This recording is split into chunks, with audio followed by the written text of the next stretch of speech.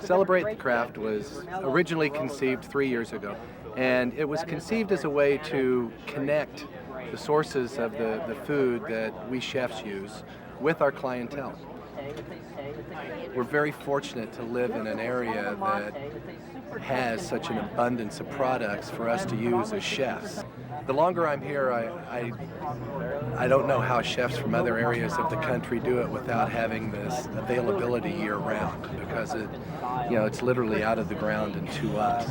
And after you've had a chance to work with products that way, you come to realize the importance of freshness and the difference that it can make and what it is that you're doing and the craft that we are practicing.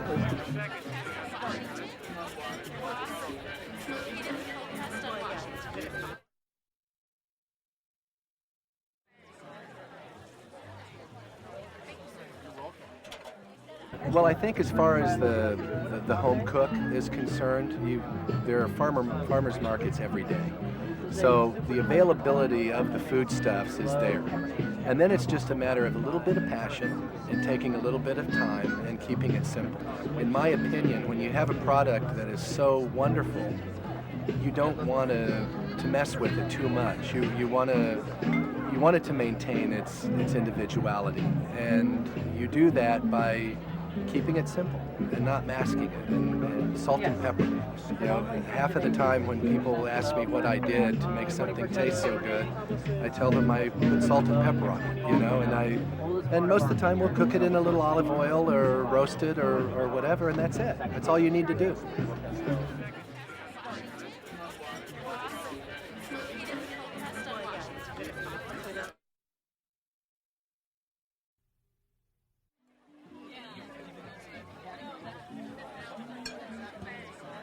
Soul Food is a really exciting program that it's almost a natural that it came about, because we live in such a hurry up, go fast, need it yesterday world that finally it all came to a head in Italy when someone was trying to put a McDonald's in a little area of this town, and someone finally said, enough is enough. We really need to start thinking about the way we used to do things. Enjoy the whole experience of food, from the farm to the product, even down to the company and the wine. I personally think there's no better time spent at a table with friends and family. I mean, it's just such an enjoyable celebration of life, and I think that slow food really embraces that.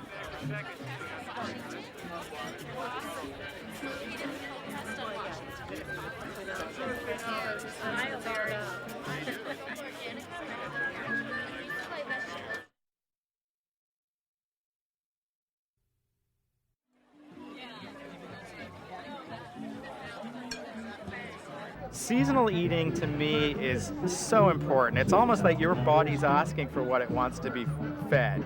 In summer, you light, simple, lovely food, give you energy and work in a hot environment. But then again, there's the comforting foods like, say, cassoulet or something with duck confit or something wonderful like that. But also, it's just really, to me, almost common sense, because it's such an obvious thing that one should hopefully eat what's in season and readily available, and you also aren't having petroleum remorse from bringing products in from all over the world when you can almost walk out to your back garden or proverbial back garden and get produce and so forth that's available locally.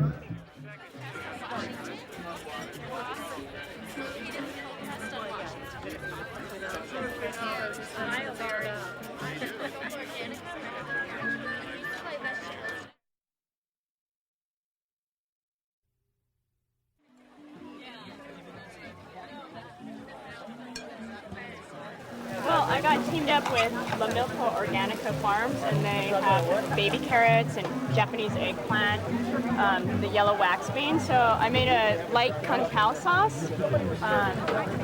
Just wanted to showcase their vegetables and just lighten it up with the little sauce. They're delicious. I'm Barry Logan, and these vegetables are from La Milka Organica Farm in Escondido. Organic food. It's very local, so the food was picked yesterday. It only had to travel 20 miles to get here, so it has a freshness that you won't find in a grocery store. Plants really have a life force in them that diminishes the moment you pick them. So the sooner you eat them after they've been picked, the more flavor and the more nutrition you'll get out of them.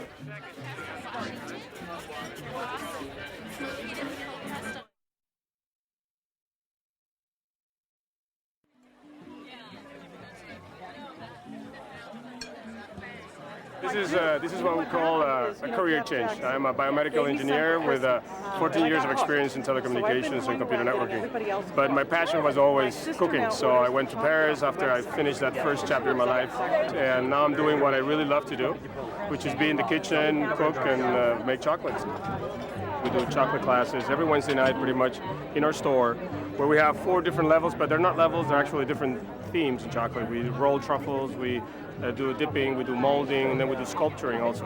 It's become very, very popular. And another thing that we also are doing right now is in different stores we're setting up wine and chocolate pairing sessions, bringing in wine experts and we're talking about chocolate so that people can enjoy the possibility of sharing wine and chocolate at the end of a dinner or event.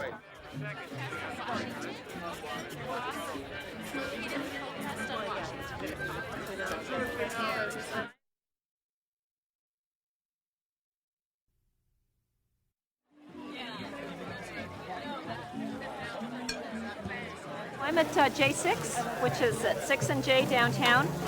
These are oyster mushrooms from Crow's Pass Farm that Dave raises.